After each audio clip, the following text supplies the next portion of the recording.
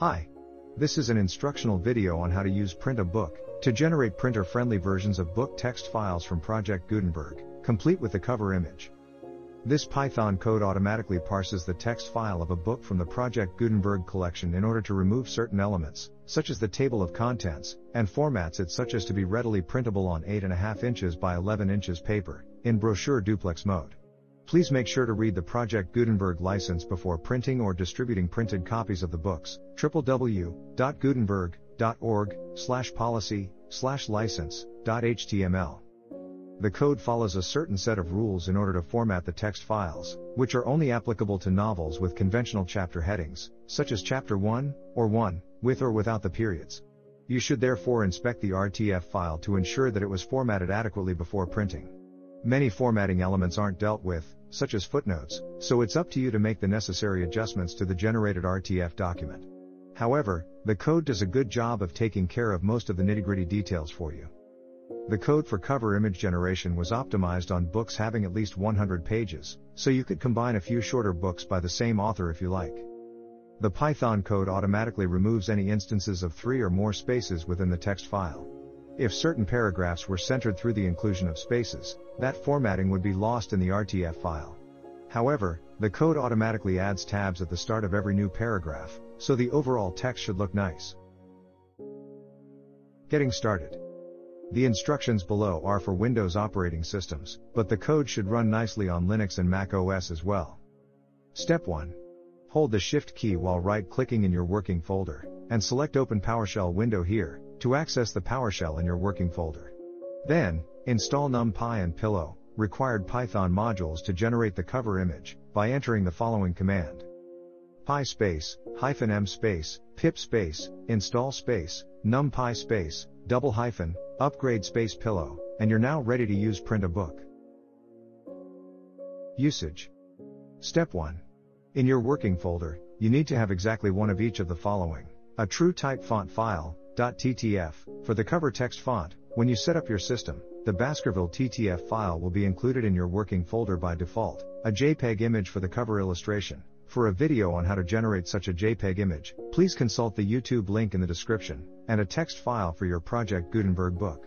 First, remove any text, if present, from the text file in between the Project Gutenberg opening tag, for example, *** start of the Project Gutenberg ebook The Adventures of Sherlock Holmes, space ***, and the book title, The Adventures of Sherlock Holmes. Similarly, remove any text in between the author name, Arthur Conan Doyle, and the table of contents heading, Contents. This will prevent superfluous text from appearing on your title page. If the table of contents doesn't have a heading, go ahead and remove it by hand, as the code relies on the presence of such a heading to automatically take out the table of contents. Step 2. Hold the Shift key while right-clicking in your working folder and select Open PowerShell window here, to access the PowerShell in your working folder, and enter the following command, adjusted to your own text file. Py space -m, space PrintABook.py, space quote title colon, book title as found in text file, end quote, space quote author colon, author name as found in text file, end quote. In a few seconds, your RTF file will be generated in your working folder.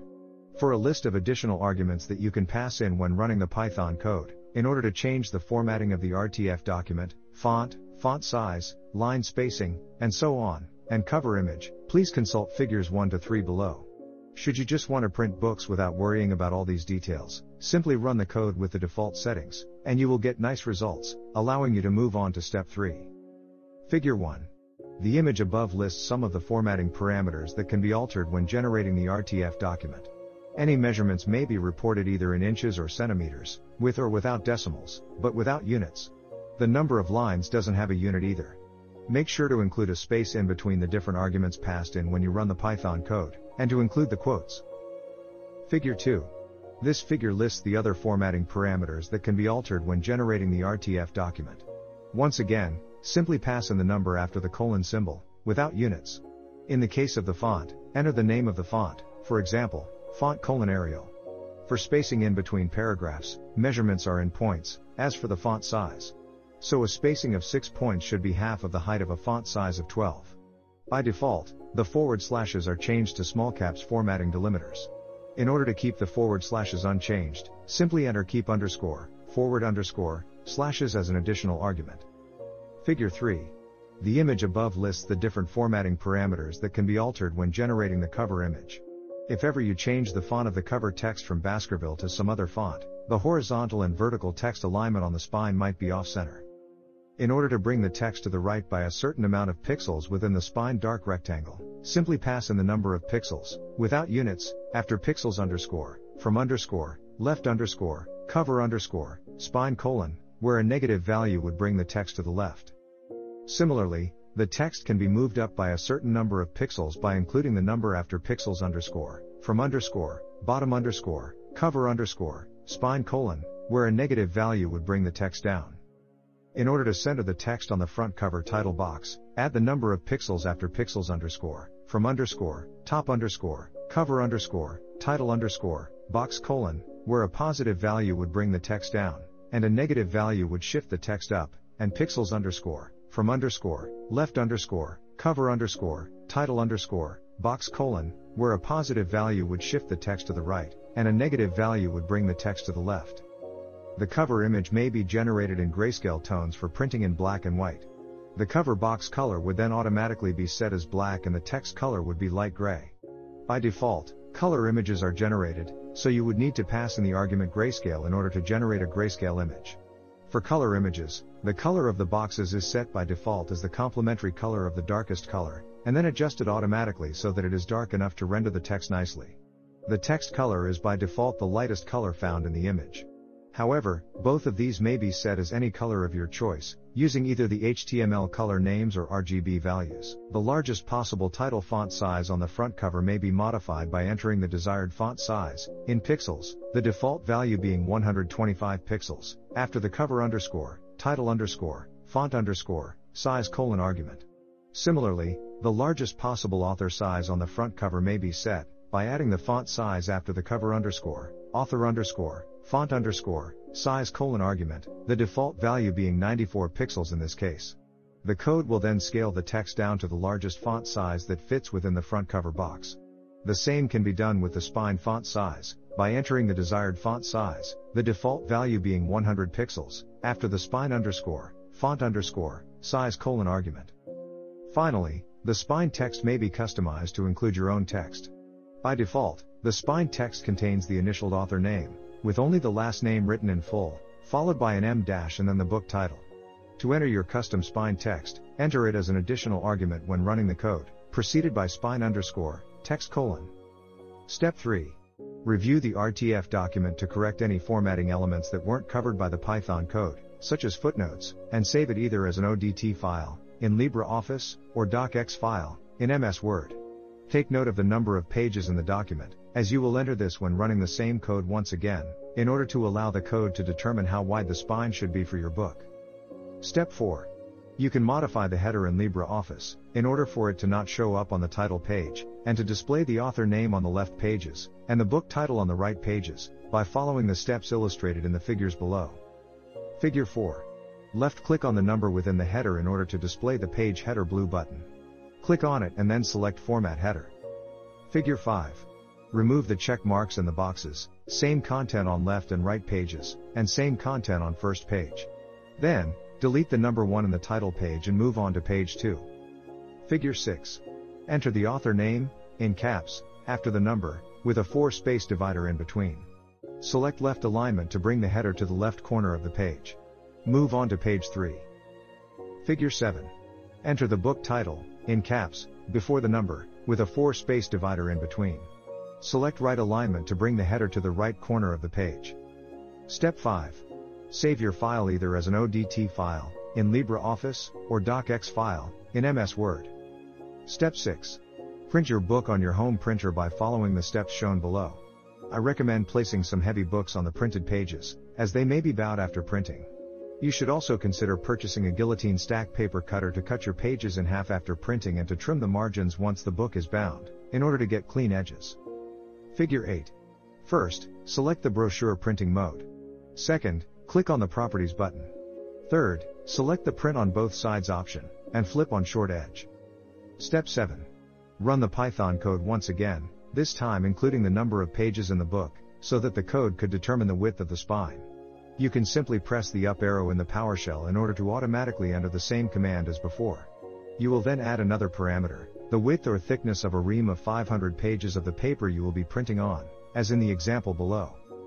Pi space -m, space PrintABook.py, space quote title colon, The Adventures of Sherlock Holmes, end quote, space quote author colon, Arthur Conan Doyle, end quote, space quote number underscore of underscore pages colon, 331, end quote, space quote, inches underscore per underscore ream underscore 500 underscore pages colon, 2, end quote. Step 8. The code will take a bit longer to run this time, as it is generating the PDF book cover file. You need to print this image on legal, 14 inches by 8.5 inches, cover cardstock, 65 pounds to 80 pounds recommended, and then cut off the excess paper. The book cover is framed with a white border, which must not be removed. This white border accommodates the non-printable area of most printers, about 1/4 of an inch, or 6.4 millimeters. You can adjust the width of the white border to the specifications of your printer, by entering another parameter, cover, underscore trim, underscore width, colon, followed by the measurement in inches or cover, underscore trim, underscore width, underscore cm, for centimeters, with 0 being no border, and you would then need to cut at the solid line, while leaving the line within the cover. The figures 9 to 12 describe how to print the cover PDF file in Foxit PDF Reader. Figure 9. Open the book cover PDF file in Foxit PDF Reader, and select Print in the File menu. Click on the Page Setting button in the bottom left corner of the window. Then, select Legal from the Page Size drop-down menu. Figure 10. Also in the Page Setting window, bring all of the page margins down to 0 and click on OK. Figure 11. Click on the Properties button next to your printer, and select Legal in the Paper Size drop-down menu. Click OK to exit the window. Figure 12. Finally, if needed, adjust the scale to 24% in the Custom Scale option, and click on the OK button. Step 9. Assemble your book using an acid-free polyvinyl acetate, PVA, glue. You can use large 2-inch binder clips to hold the pages in place while you apply the glue to the spine. At least 2 applications of glue are recommended for good adhesion, and the cover could then be glued on afterwards. The images below provide guidance in assembling your book. Figure 13. Some paper or cardstock strips should line the side where you will apply the binding clips, on both sides of the book, to avoid damaging the paper. You will require some wax paper or parchment paper, here muffin tin parchment paper liners, to lay on the book before placing heavy books on it. This will prevent the glue from adhering to the books, or the blotting paper that you will place over the parchment paper. Also, you will need an old paint brush or a foam brush in order to apply the PVA glue to the spine.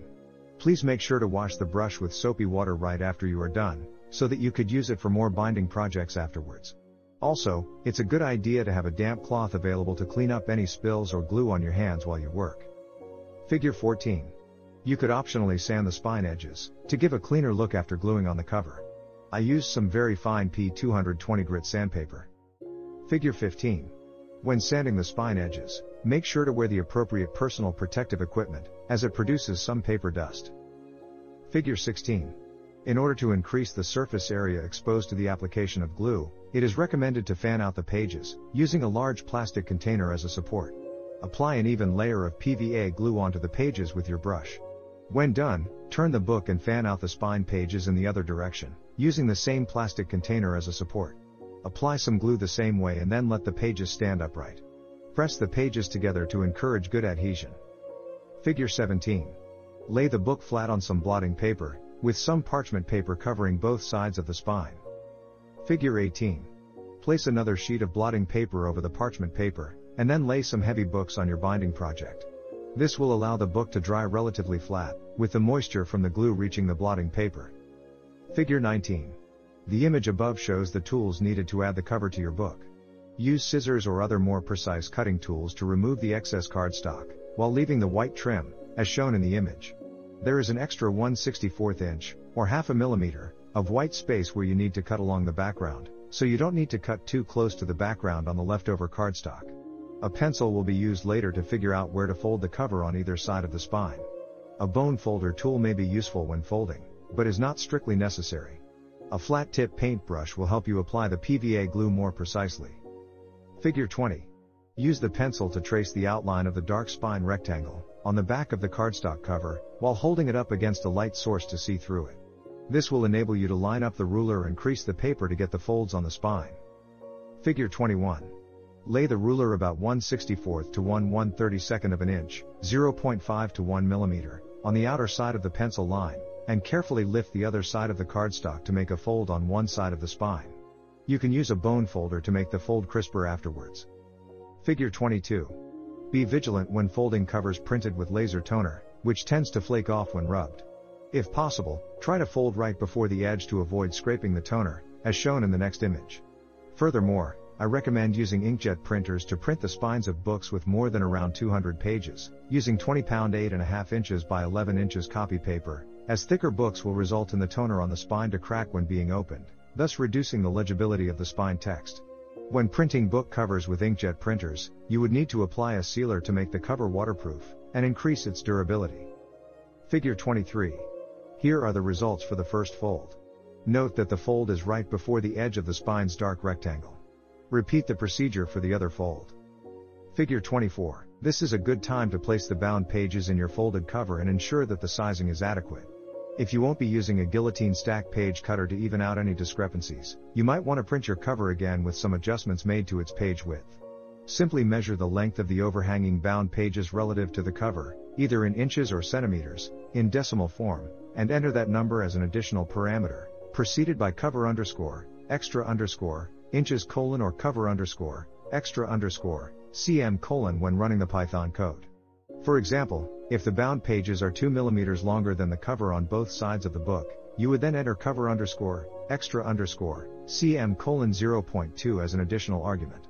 Should the measurements be uneven on both sides, it is likely that you didn't fold the cover exactly the same distance from the spine on both sides, and you could then just take the average between the two measurements and input it as above. Figure 25. Apply some PVA glue on the back side of the spine with your paintbrush, and then add another coat of glue onto the spine of the bound pages, to ensure good contact between cover and pages. Figure 26. Line up the bound pages on top of the glue on the cover, using the folds to guide you. Carefully adjust the alignment before applying too much downwards pressure on the pages. Then fold the cover pages around the book and gently tap the spine on your working surface. Smooth the spine with your fingers and place the finished book under some other books, as done previously, to ensure that the book dries flat. Figure 27. Here's a display of my first hand-bound books. There's certainly room for improvement, but given that I used perforated paper with perforations in the middle of the 8.5 inches by 11 inches pages that were somewhat uneven, I think that the books are quite decent.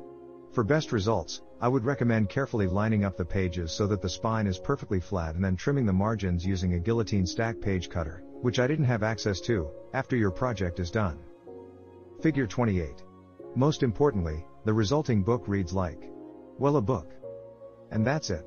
You're now ready to convert your favorite Project Gutenberg book text files into your very own printable books formatted just the way you like them. Now dollop some glue onto the spine, slap on the cover, let it dry under some books, and you'll soon be able to curl up around your handcrafted book.